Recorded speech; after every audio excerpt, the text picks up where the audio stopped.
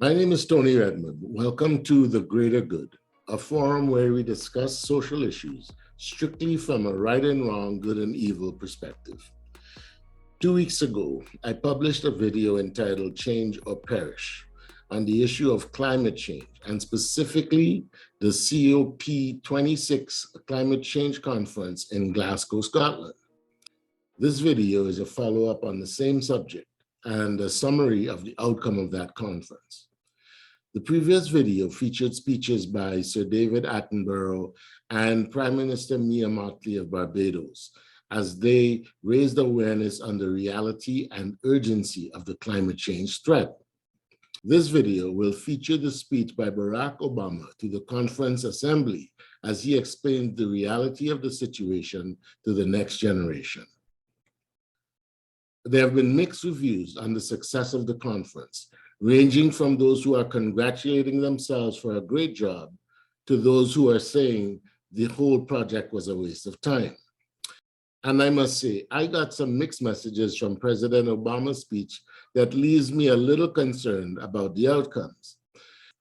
First, we must recall where we left off. We were operating on an assumption based on the 2021 IPCC report and other testimony that the effects of climate change is already upon us and that we have already sustained some irreversible damage. We are also operating on the assumption that we have approximately 10 to 15 years to take significant actions if we want to save the planet. Even though I'm not required to attend summits like this anymore, old habits die hard. And when the issue at hand is the health of our planet and the world our children and our grandchildren will inherit, then you will have a hard time keeping me away. And that's why I'm here today, to talk about what's happened in the 6 years since I spoke to the United Nations Climate Change Conference in Paris, and to talk about the steps we need to take if we want to keep doing big things. Saving the planet isn't a partisan issue. I welcome any faction within the Republican Party in the United States that takes climate change seriously. And that may be a rare breed right now, but keep in mind, such Republican elected officials used to be commonplace, used to exist. President George H.W. Bush, a Republican, was one of the first U.S. presidents to officially recognize the threat of climate change, was a signatory to the Rio Accord.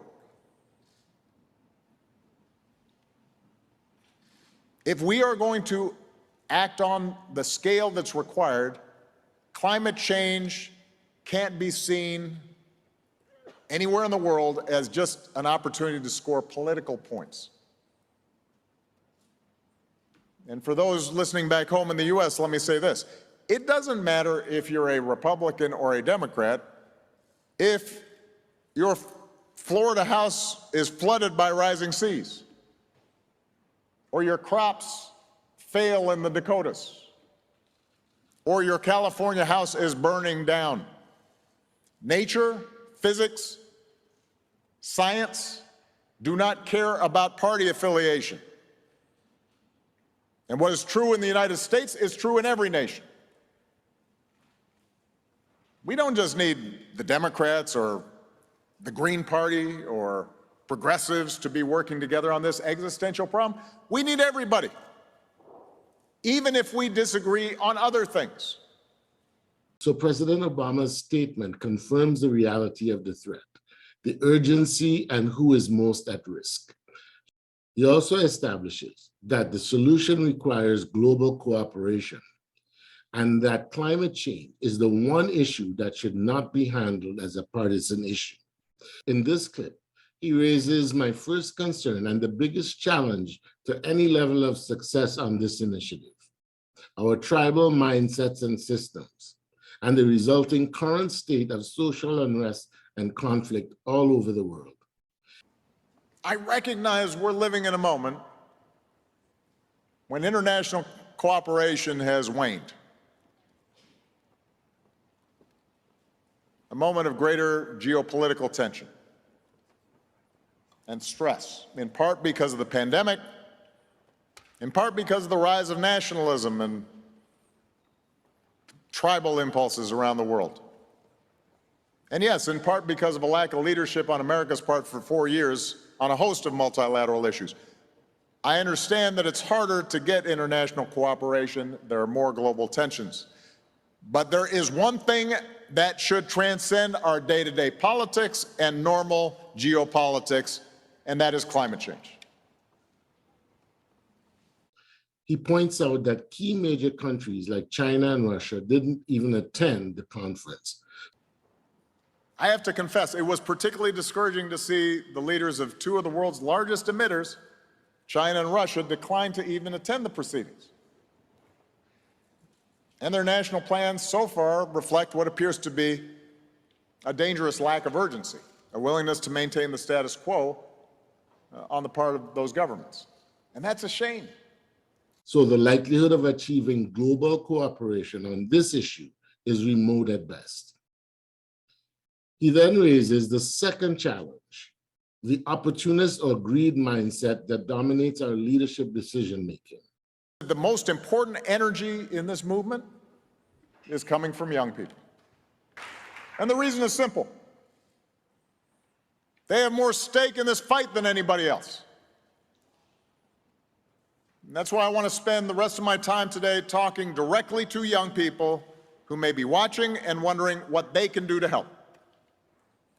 You can have an impact on climate change is by pressuring companies to do the right thing.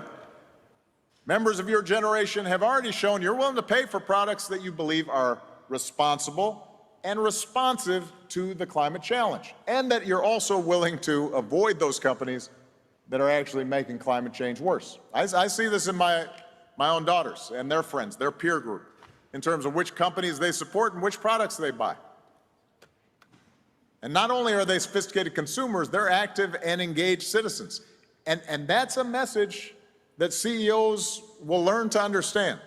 Companies are starting to figure out that becoming more energy efficient is good for their bottom line because they'll spend less on energy.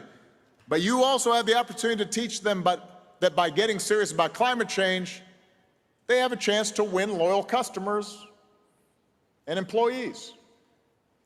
Why should our young people have to apply pressure to the business sector with regard to preservation of our planet when these are the same companies that have reaped billions in profits by destroying the planet over the last 50 years? Are the people running these companies not human beings? Don't they live on this planet? Are their children and grandchildren planning to go live with Elon Musk on Mars? I don't understand why any institution or individual should have to be pressured to do the right thing on this issue. This is about the survival of humanity. I guess I'm making another assumption that we're all human. This statement clarifies the money-first mindset on this issue going back to the Paris Agreement. In Paris, our goal was to turn progress into an enduring framework that would give the world confidence in a low-carbon future.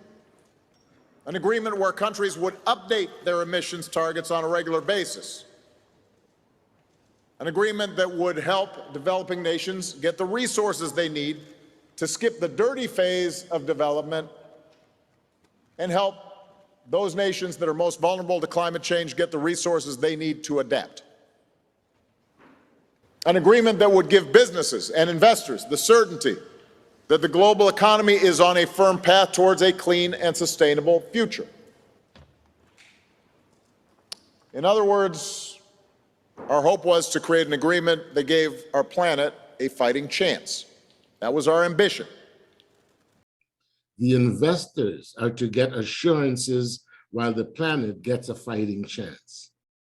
Personally, I would feel a lot better if the goal was an assurance of a sustainable planet, and we'll work out the money issues later.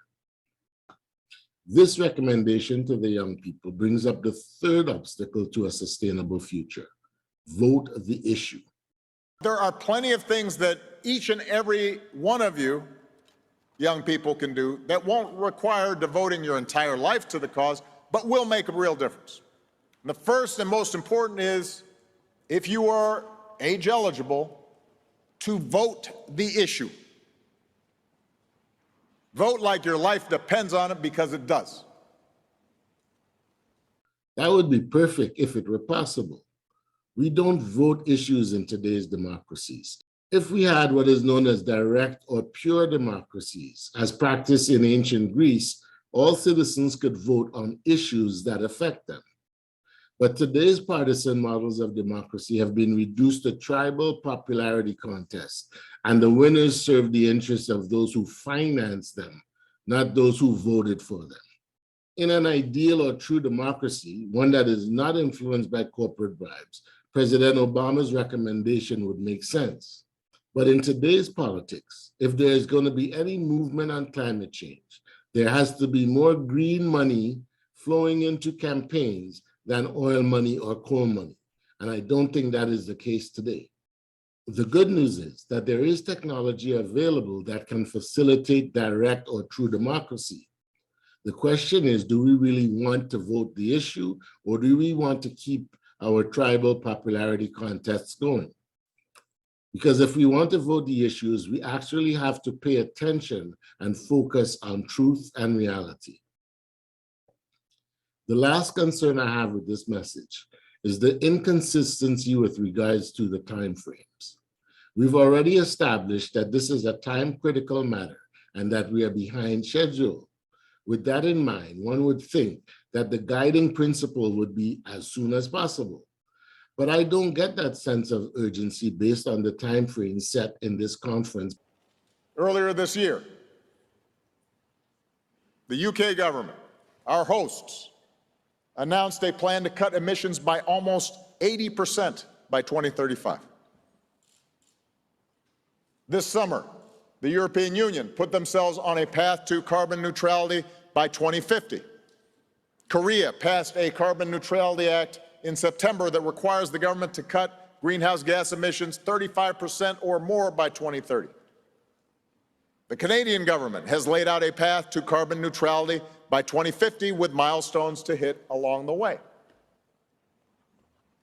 So to all the young people out there, as well as those of you who consider yourselves young at heart, I want you to stay angry. I want you to stay frustrated,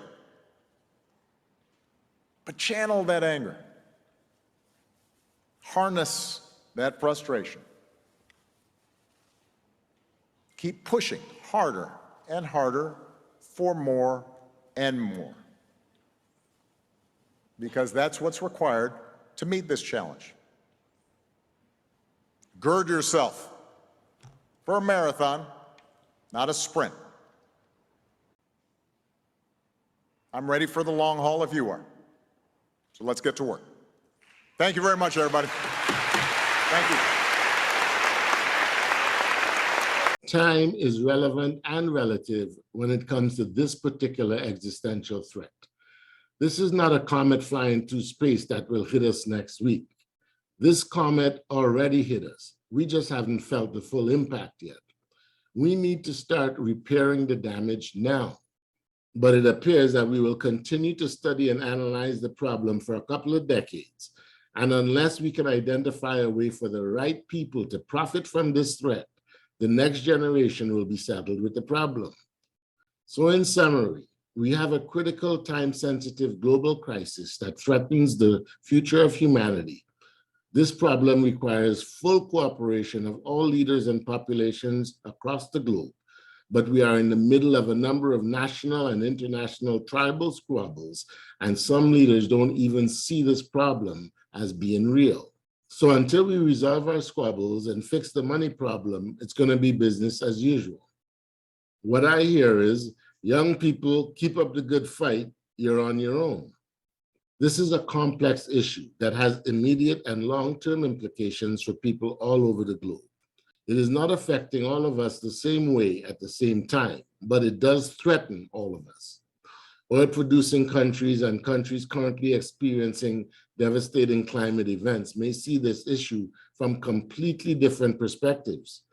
There will have to be massive changes, concessions, subsidies, and sacrifices.